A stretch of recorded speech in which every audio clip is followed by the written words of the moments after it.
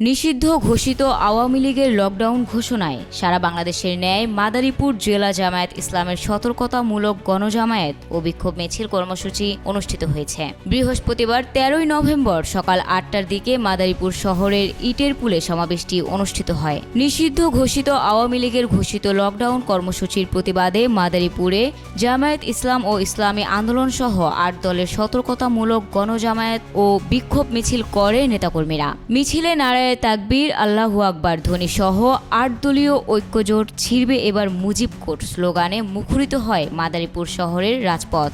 সমাবেশে বক্তারা বলেন, সারা বাংলাদেশে জামায়াত ইসলাম ঘোষিত কর্মসূচির অংশ হিসেবে মাদারীপুরে স্বৈরাচার সরকারের লকডাউন কর্মসূচির প্রতিবাদে ৮ দলের অবস্থান কর্মসূচি ও বিক্ষোভ মিছিলের আয়োজন করা হয়েছে।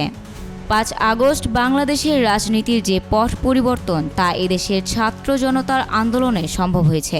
অনেক জীবন উৎসর্গ করেছে খুনি স্বৈরাচার সরকারের পতনের জন্য। তারই ধারাবাহিকতায় পতিত ফ্যাসিস্ট সরকার আজ বিচারের সম্মুখীন।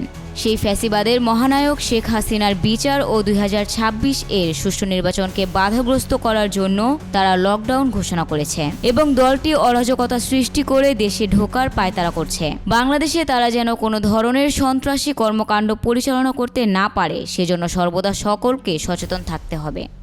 ৮ দলীয় ঐক্যজোট তাদেরকে শক্ত হাতে প্রতিহত করবে। ছাত্র জনতার রক্তের উপর দিয়ে যারা দেশ ছেড়ে পালিয়েছে, এই বাংলার জমিনে তাদের কোনো আস্তানা থাকবে না।